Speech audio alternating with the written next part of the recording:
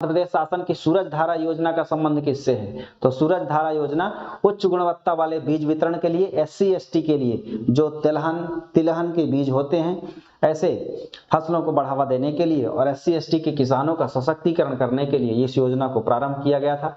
मध्य प्रदेश में राजीव गांधी जल ग्रहण क्षेत्र प्रबंधन मिशन का गठन वर्ष 2008 में किया गया था। ठीक, जल संरक्षण को बढ़ावा देने के लिए। आगे बात करते हैं, मध्य प्रदेश में प्रथम ताप विद्युत केंद्र ठीक की स्थापना, चांदनी की स्थापना कब की गई, इसकी हमने चर्चा कर लिया था पहले, 1953 में हुई थी। ठीक, आगे बात करते हैं नेक्स्ट प्रश्न में, कुफरी बादशाह और कुफरी चंद्रमुखी किसकी प्रजातियां हैं? तो ये प्रजातियां हैं आलू की। ठीक, आलू अनुसंधान केंद्र मध्य प्रदेश में, भारत में शिमला में है। शिमला में आलू अनुसंधान केंद्र है और यहाँ जो है आलू की प्रजातियों की इनको मेंशन किया गया है और वह है कुफरी चंद्रमुखी और बादशाही। बाघ सिंचाई परियोजना में किस नदी द्रोणी को शामिल किया गया है? तो ये जो द्रोणी है ये गोदावरी नदी है, बाघ नदी इसकी सहायक नदी है और ये मध्य प्रदेश और महाराष्ट्र की संयुक्त परियोजना है। आगे बात करते हैं, मध्य प्रदेश के इंदौर में मेट्रो के लिए किस देश की सहायता से वित्तीय सहायता प्राप्त हो रही है? तो जापान की सहायता से मेट्रो का विकास किया जा रहा है मध्य प्रदेश में और इंदौर में इसका निर्माण प्रस्तावित है, तो इसका सहायक हो जाएगा जापान। आगे बात करते हैं, मध्य प्रदेश का पहला जल विद्युत केंद्र कौन सा है? तो पहला जल विद्युत केंद्र जो है गांधी सागर डैम है, 1960 में चंबल नदी पर मंदसौर में, इसकी हमने पहले प्रश्न में चर्चा की है। नेक्स्ट, कौन सा जिला चोरल सिंचाई परियोजना से लाभान्वित हो रहा है? तो चोरल नदी है और ये स्थानीय रूप से महू तहसील के अंतर्गत इंदौर में स्थापित है ये परियोजना और ये सिंचाई के लिए मुख्यतः इसका निर्माण किया गया है, तो महू इंदौर इसका आंसर हो जाएगा। मानव रहित रेलवे क्रॉसिंग को खत्म करने वाला देश का पहला रेल क्षेत्र कौन सा है?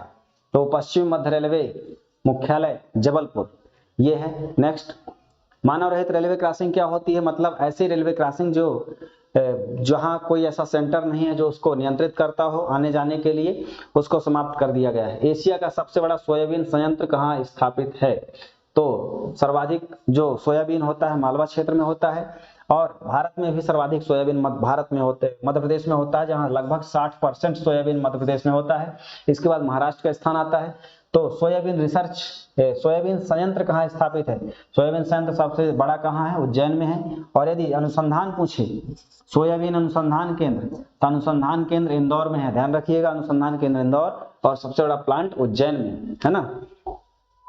मध्य प्रदेश में ऊर्जा विकास निगम की स्थापना कब हुई? तो इसकी स्थापना 1982 में हुई। कहाँ हुई? भोपाल में हुई। ठीक, आगे बात करते हैं, विंध्याचल ताप विद्युत केंद्र की स्थापना किस देश के सहयोग से स्थापित है? तो रूस के सहयोग से स्थापित की गई थी। ठीक, और ये जो है विंध्याचल बैढ़न सिंगरौली में है। मध्य प्रदेश में नेपानगर कारखाना किसके लिए फेमस है? तो अखबारी कागज बनाने के लिए इसको स्थापित किया गया था। ठीक, और यह जो है कहाँ स्थापित है? बुरहानपुर में स्थापित है। ठीक है, तो बुरहानपुर जिले में स्थापित है, मध्य प्रदेश का सबसे दक्षिणी जिला है। आगे बात करते हैं, मध्य प्रदेश के किस जिले में बेनीगंज सिंचाई नहर का निर्माण किया गया है? तो बेनीगंज सिंचाई नहर का निर्माण कहाँ किया गया है? तो इसका सही आंसर हो जाएगा छतरपुर। ठीक है, बेनीगंज में इस नहर का निर्माण किया गया है सिंचाई के लिए। आगे बात करते हैं, किस राष्ट्रीय उद्यान में हवाई पट्टी है? तो कान्हा कैसले राष्ट्रीय उद्यान मध्य प्रदेश का सबसे बड़ा राष्ट्रीय उद्यान है, मध्य प्रदेश का पहला टाइगर प्रोजेक्ट भी है और यहाँ जो है हवाई पट्टी की स्थापना की गई है। क्यों की गई है? क्योंकि पर्यटन को बढ़ावा मिल सके और विदेशी पर्यटक डायरेक्ट यहाँ आ सके। आगे आता है पीलूखेड़ी औद्योगिक विकास केंद्र। तो औद्योगिक विकास केंद्र मध्य प्रदेश में 26 हैं। ठीक, औद्योगिक विकास केंद्र कितने हैं? 26। ये केंद्र क्या होते हैं? जहां औद्योगिक विकास गतिविधि को बढ़ावा दिया जाता है और यह जो केंद्र हैं ये 26 हैं। इन्हीं में से एक है पीलूखेड़ी। पीलूखेड़ी कहाँ है? राजगढ़ में। ठीक, जैसे मनेरी मंडला ऐसे ही यह केंद्र एक है कहाँ? राजगढ़ में। आगे बढ़ते हैं,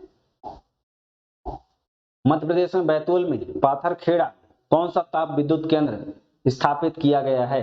तो बैतूल में पाथरखेड़ा में जो स्थापित किया गया केंद्र है वो है सतपुड़ा सारणी ताप विद्युत केंद्र। ठीक है, आगे बढ़ते हैं, मध्य प्रदेश में किस स्थान पर राष्ट्रीय उर्वरक लिमिटेड ने गैस आधारित पाइपलाइन संयंत्र स्थापित किया है? वो है आपका विजयपुर। विजयपुर कहाँ है? गुना में है। ठीक, आगे बढ़ते हैं। मध्य प्रदेश में परिवहन आयुक्त का कार्यालय कहाँ है?